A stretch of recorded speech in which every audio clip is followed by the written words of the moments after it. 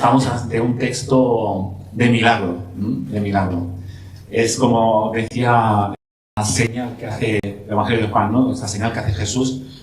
Comienzan algunas sanaciones ahora. Vamos a ver esta del hijo del funcionario, pero después también a alguien sanado en el estanque de Bethesda, y después también la del ciego de nacimiento que va a recibir la vista. Entonces Juan va a introducir ahora una serie de textos que tienen que ver con estas experiencias. Y será, pienso, muy interesante, siguiendo como estamos siguiendo este leccionario narrativo, que como bien sabéis nos acompaña, nos marca de alguna manera la meditación en la palabra como comunidad. Pues nos vamos a acercar hoy a este texto y la semana que viene al de el ciego que recibe la vista. Así que espero que sean textos que nos puedan ayudar a entender un poquito más este Evangelio de Juan, en el cual estamos haciendo este recorrido en estas semanas.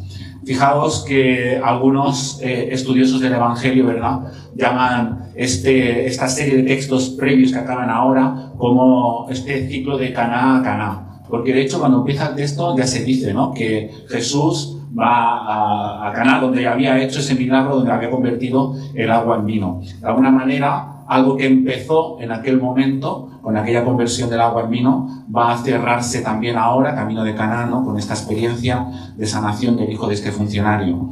Y como ya hemos ido diciendo en estas últimas reflexiones, la geografía en Juan no es casualidad, es también teología, también hay enseñanza, ¿no?, en esta propuesta del recorrido que Jesús hace. De hecho, después veremos algún mapa que nos va a recordar ese camino que hace Jesús de Galilea a Judea y después de Judea hacia Galilea, un camino intencional donde están pasando muchas cosas. Pero la verdad es que Jesús comienza actuando en un buen principio a favor del pueblo judío. Ya hicimos aquella meditación, ¿no?, en las bodas de Caná. Se amplía el horizonte más allá cuando tiene ese diálogo con la samaritana que estuvimos meditando la semana pasada. Y hoy vamos a ver otro encuentro con otra persona que aún va más allá. Si hemos pasado del grupo de los judíos a los samaritanos que estuvimos viendo la semana pasada, hoy veremos otro grupo añadido, después hablaremos de ello, pero parece que se está ampliando el espectro al cual va dirigido el Evangelio, el mensaje de Dios en Jesús. Como digo, ahora abundaremos un pelín más, pero como también os digo, hay una intención por parte de Juan en este recorrido que se está haciendo.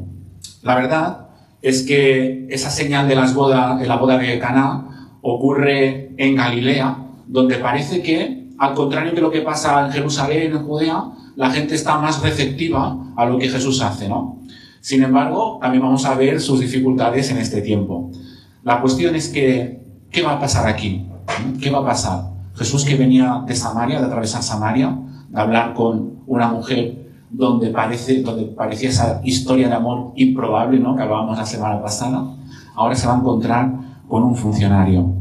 ¿Quiénes son los hijos de Dios para Juan?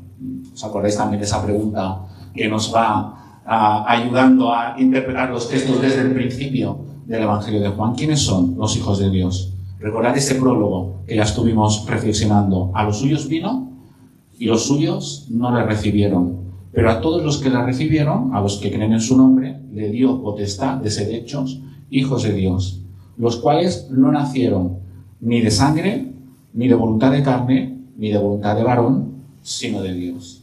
Pero ¿quiénes son estos hijos de Dios, no?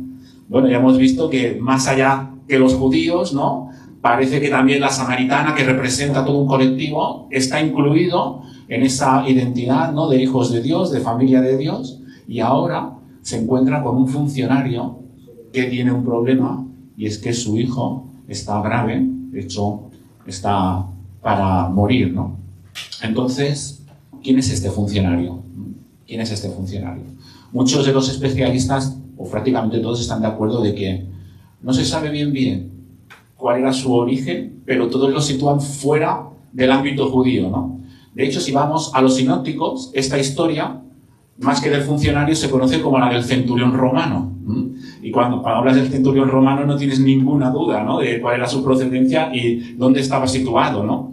Y en este caso se nos habla de un funcionario que igualmente, ¿no?, como bien recogen muchos comentaristas, está trabajando para para Herodes, que también está pues en esta concordancia con los romanos, ¿no? Donde también parte de la gente que trabaja en esa corte, vamos a decirlo así, pues está helenizada, romanizada, por lo tanto, su espectro muy probablemente está, su espectro cultural está en este entorno, ¿no?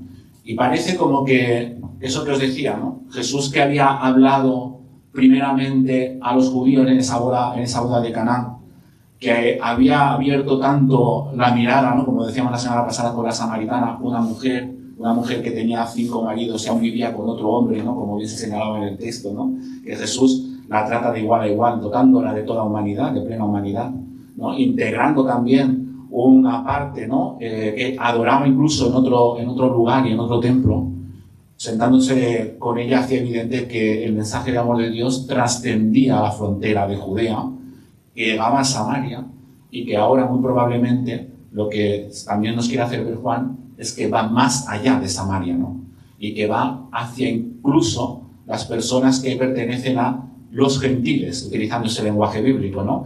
Aquellos que de ninguna manera se consideraban pueblo de Dios, porque todavía los samaritanos, como bien decíamos la semana pasada, pues aunque era un pueblo, era una zona aparte con aquella tradición de haberse juntado con matrimonios mixtos, etcétera, etcétera, pero tenían un ascendente común. Recordad el pozo de Jacob, ¿no? que se hace referencia. Pero con el funcionario, con alguien que viene de fuera, ¿no? Con alguien del entorno del Imperio Romano, ¿qué ascendencia? ¿A dónde nos podemos coger, no? Porque si queremos estirar un poco el hilo, pues con la samaritana es eso, ¿no? Al menos hay algo donde poder tener un vínculo común. Pero con alguien de fuera del pueblo de Dios, desde la concepción que tenían en aquel momento, ¿qué podía haber? Sin embargo, Jesús interactúa con este hombre y hace buena la fe de este hombre de tal manera que produce la sanación de su hijo. Pero en su interacción y en la expresión de su fe está dando por bueno que este hombre, con su fe, forma parte de los hijos de Dios, ¿no? Ese marco identitario, ¿no? Que Juan dice al principio. Es, por lo tanto, una apertura aún más grande del Evangelio de amor de Dios, más allá incluso de lo que meditábamos la semana pasada con el pueblo samaritano. Mucho más allá. Es una apertura radical a toda la cultura dominante de aquel momento, donde la religión ya no es que fuera un monte aparte con unas escrituras samaritanas que tenían en común mucho para judíos, no, es que el imaginario que podía tener un funcionario a nivel religioso era completamente diferente al marco judío. Sin embargo, esta fe del funcionario para Jesús es correcta, no es buena, le está reconociendo como el Hijo de Dios y no importa cuál es su trascendencia étnica, cuál es su cultura de fondo. Es bienvenido a ese pueblo de Dios. Para mí, este mensaje, que la semana pasada meditamos y profundizamos con todo detalle, ahora se hace más radical en la historia y en el encuentro con el funcionario. Y como meditábamos también la semana pasada, si esto nos toca ponerlo en práctica como iglesia a día de hoy, ¿qué podría significar? ¿Qué podría significar? ¿Cuáles son a veces nuestros prejuicios a la hora de incluir o no incluir, ¿no? Dentro de la iglesia, dentro de aquellos que siguen a Jesús? ¿A qué personas muchas veces dejamos fuera del marco de actuación del amor de Dios? Estamos viendo en el Evangelio de Juan con respecto a Jesús. Una comunidad, recordad, que estaba y que se sentía excluida por los judíos, ¿no? Una comunidad que sentía en su propia piel la exclusión de parte de la sinagoga judía. Una comunidad que por su seguimiento a Jesús, por su experiencia de Jesús, por su reconocimiento de Jesús como Mesías, están excluidos de las sinagogas. Unas comunidades, por tanto, que están experimentando en primera persona la exclusión. Y sin embargo, el Evangelio de Juan, ¿no? Obviamente creo que con toda la intención, lo que está marcando es justo lo contrario, ¿no? Esa experiencia de fe en Jesús, ese amor de Dios en Jesús, no deja a nadie fuera. No deja a nadie fuera. Ni a judíos, por supuesto, ni a samaritanos, ni tampoco a funcionarios que podían estar en el marco romano. Pero como digo, hoy en día, esto a nosotros incluso nos queda lejos, ¿no? Porque No somos parte del pueblo judío, no estamos en conflicto con los samaritanos y probablemente el Imperio Romano ya queda poco de su cultura en nosotros, aunque alguna cosa todavía queda, ¿no? Por lo tanto, creo que haríamos bien en extrapolar a nuestra sociedad, a nuestra realidad, este principio de que el amor de Dios no tiene límites en Jesús. Que para Dios, en Jesús, todo ser humano es bienvenido. Que no hay ningún prejuicio ni ninguna razón para dejar a nadie fuera del alcance del amor de Dios, ¿no? Por lo tanto, una vez más, este amor absolutamente radical, absolutamente inclusivo, y cuando digo inclusivo no me refiero solo a los colectivos LGTBI, que muchas veces en nuestra comunidad todo el mundo sabe son bienvenidos. No solamente es esto, es que cualquier ser humano, cualquier persona es bienvenida para recibir el amor de Dios. Y la Iglesia, por tanto, no está para erigir fronteras ni límites, sino para extender más allá ese amor de Dios, para romper esos prejuicios. Ahora van saliendo las imágenes, alguna, como siempre me gusta a veces hacer referencia al arte, ¿verdad? Bueno, ahí estaba la referencia visual que a veces va bien para hacernos cargo de algo que nos queda tan sumamente lejos, ¿no? Como el siglo I, ¿no? Y ahí está el mapa que también nos queda a años luz de situarnos muchas veces en él. La semana pasada lo pusimos, seguro que hoy os situáis mucho mejor, ¿no? Ya veis dónde está Judea, dónde está Samaria, dónde está Galilea y dónde está el marco de la historia donde nos estamos situando. Y como os decía, en Juan, ¿verdad? La geografía es teología también, ¿no? Y Jesús atraviesa de norte a sur y de sur a norte, ¿no? Esa zona y no respeta los límites, los prejuicios ni las exclusiones que en ese momento se daban para dejar fuera a uno y a otro. Por lo tanto, estar en Jesús no lo define la sangre, no lo define la etnia, no lo define la nación, y yo diría que en el siglo XXI no lo define el género, no lo define la opción política que podamos tener cada uno de nosotros con plena libertad y conciencia, no lo define ninguna de aquellas razones por las cuales solemos dejar fuera a las personas y mucho más polarizar de tal manera que acabamos con la dignidad y la humanidad del otro. Todo lo contrario, ¿no? Es un nórdago a nuestra manera de entender la vida. En Jesús, todo el mundo es bienvenido para recibir humanidad y plenitud. Humanidad y plenitud. Por lo tanto, esta era la primera reflexión. La segunda es un poco en esta línea, ¿no? Todo el mundo es bienvenido, no hay fronteras, no hay límites, el Evangelio va rompiendo, ¿no? Todas estas cosas. Pero entonces, ¿cuál es, si es que hay, ¿no? La condición para poder formar parte de la familia de Dios, que parece ser es otra de estas cosas que Juan va diciendo continuamente en el Evangelio, ¿no? Y creo que el texto, una vez más, pues señala una de esas claves, ¿no? Y es la fe, es el creer. Es la fe, es el creer. No hay ninguna otra cosa a tener en cuenta. Es creer. En Juan aparece 98 veces el término creer. Y siempre, además, es un verbo. Implica acción. Es un creer activo. No es creer en una lista de, intelectualmente hablando, de doctrinas y de formas y de maneras, como muchas veces proyectamos en las comunidades cristianas y en las iglesias cristianas, el creer, ¿no? Yo creo y parece que tengo que firmar abajo una serie de doctrinas, de cuestiones que pueden estar muy bien, pero que la vinculación con Dios parece que va por otro camino, y es la fe. Eso es lo que el texto señala en la actuación del funcionario, lo que pone de relieve, ¿no? La fe que tiene la palabra de Jesús. Eso es lo que hace que el niño reciba, ¿no? La sanidad, la fe que tiene. Igual que pasó con la samaritana, igual que pasó con la madre de Jesús en la boda de Caná. Porque además todos los relatos tienen un poco ese formato de yo voy a Jesús a pedirle algo, Jesús se suele hacer el remolón.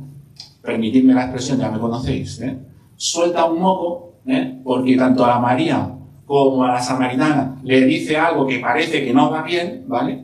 Pero al final, el milagro acaba ocurriendo por la fe, por la insistencia, por la persistencia, ¿no?, de la persona que ha ido a pedir a Jesús. Parece que, obviamente, otra vez, de manera intencional, ¿no?, cuando se crea el relato, se quiere expresar y se quiere enseñar esto de fondo. La fe es, por lo tanto, la clave en todo esto. Esta fe que trasciende incluso las señales o lo que se puede ver. Es una fe que parece que busca la autenticidad, la unión sincera, ¿no?, con ese proyecto de Jesús, con esa buena noticia de vida de Jesús. Porque además en Juan, creer no solamente es una opción, sino que creer es vivir. Creer es vivir. Dice Juan al principio de su evangelio, creer y vivir van siempre de la mano. El evangelio comienza con la vida, está atravesado con la vida abundante, Juan 10:10, que tantas veces nos sale de la vida abundante, y se acaba con estas palabras: estas cosas se han escrito para que creáis, o para que sigáis creyendo que Jesús es el Mesías, el Hijo de Dios, y que para que creyendo tengáis vida en su nombre. Así es como acaba el Evangelio de Juan. Por lo tanto, creer y creer para la vida es transversal a todo el Evangelio. Y esa es la clave que probablemente une a la familia de Dios. No es cómo es cada uno, sino la fe, una fe, permitidme la expresión, pro vida, pro humanidad con mayúscula, pro dignidad de las personas, la que une a la familia de Dios. Y esa parece ser que es la propuesta que Jesús está poniendo sobre la mesa en cada uno de estos encuentros, donde al final su intervención acaba en alegría, acaba en gozo, acaba en vida. Por lo tanto, creo que otra vez, ¿no?, extrapolando un poco esta reflexión del texto a nuestra propia realidad, ¿para qué estamos aquí como comunidad? ¿Para qué estamos aquí como comunidad? No para sentirnos víctimas porque nos excluyen de la sociedad, incluso porque no, de las comunidades nos excluyen, sino para compartir una fe viva, activa, que se enfoca en la vida, que nos llena de vida a nosotros y que es capaz de transmitir vida a los demás. Y cuando hablamos de vida, hablábamos, como decíamos la semana pasada, en otorgar humanidad y dignidad plena a los demás, igual que a nosotros mismos, ¿no? Eso en definitiva es lo que hace Jesús con todas y cada una de estas personas, cuando en su interlocución está normalizándolas como seres humanos, en una sociedad donde recibían expulsión por ser quienes eran. Queda un poco para la curiosidad que todo esto pasa, ¿no?, esta pregunta: ¿y esto cuándo pasó, no, la sanidad? La hora séptima, ¿no? Esta hora séptima que, claro, otra vez, no hay detalles superfluos aquí, ¿no? Igual que los maridos no eran 5, estaba con el sexto, y Jesús, que como hacíamos la semana pasada referencia, se presenta como el novio es el séptimo, ¿no? Este número de la plenitud, ¿no?, que recorre también el Evangelio. La verdad es que, como digo, la propuesta es una propuesta de vida y de vida plena, la que hace Jesús para con las personas. Y por último señala que es una propuesta que cambia no solo la vida del funcionario, sino la vida de toda su familia. Porque fijaos que dice que toda su casa cree, ¿no? En aquella época, pues la decisión del pater familias, digámoslo así, pues incluía a toda la familia. Hoy en día nos costaría mucho entender todo esto, ¿verdad? Pero sí que si hacemos el salto cultural, igual que la samaritana la semana pasada fue a la ciudad llena de alegría, y la gente viendo eso vino a Jesús y también se llenó de alegría, aquí de nuevo vemos exactamente lo mismo. Y es que yo no puedo entender el seguimiento de Jesús sin la alegría de vivir. A veces en las iglesias, se transmite más tristeza, ¿no?, que vida y alegría. Claro que somos conscientes de las dificultades de la vida. Este funcionario tenía una dificultad, vamos a decir dificultad por decir algo, ¿no? Tenía un momento emocional muy duro en su vida, ¿no? Sin embargo, la vida de fe, la vida que propone Juan, como digo, es vida abundante y es vida que produce gozo, que produce alegría, que cambia sustancialmente la realidad de una persona. No vale formar parte de una iglesia por costumbre, apelando a la religión judía, por ejemplo. No vale decir que somos protestantes históricos. No vale nada de todo esto. Lo que vale, según creo nos enseña un poco el Evangelio de Juan, es que el amor de Dios se abre para todos y que la condición es una fe auténtica y transformadora, enfocada en la vida y enfocada en la alegría que produce vivir. El texto acaba así. Hoy no vamos a entrar en ello, pero si seguimos en la historia final, y ya con esto acabo, después hay otro milagro. Y es el que sucede en Betesda, ¿no? Y Jesús también hace el milagro. Sin embargo, esa persona que lo vive acaba siendo un elemento fundamental para la persecución de Jesús. Ve igual que ve el funcionario, pero las respuestas de vida de uno y del otro son completamente diferentes. Yo lo dejo para vuestra propia reflexión personal, que os encontréis con el texto durante esta semana, para que la semana que viene podamos, si queréis, rematarlo como comunidad en el tiempo de reflexión de la palabra. Pero qué diferencia, ¿verdad? Y es que ver no siempre es creer. Ver no siempre es creer. Pero creer es indispensable para ver la vida que propone Dios en Jesús. Y yo os quiero dejar con este pensamiento en esta mañana. Realmente, creer es ver. Creer es ver. Eso es lo que le pasó al funcionario, ¿no? Creo que es, obviamente, un creer maduro, que se aleja de, como creo a veces el texto también nos deja la pincelada, de esa fe inmadura que depende solo de lo que se ve, ¿no? Una fe que va más allá, una fe madura, pero una fe que se enfoca en la vida y en la transformación. Ojalá podamos vivir esa vida en el nombre de Jesús. Y ojalá la gente que nos vea a nuestro alrededor, como la familia del funcionario o como las personas que compartían la vida con la samaritana, sean llenas de alegría en sus vidas, precisamente por lo que puede llegar de parte de nosotros con nuestra propuesta de vida. Que el Señor bendiga esta reflexión. Cada uno ahora la coge, se la hace suya, porque lo mío solamente es una reflexión personal que cada uno tiene que aterrizar a su vida con toda libertad.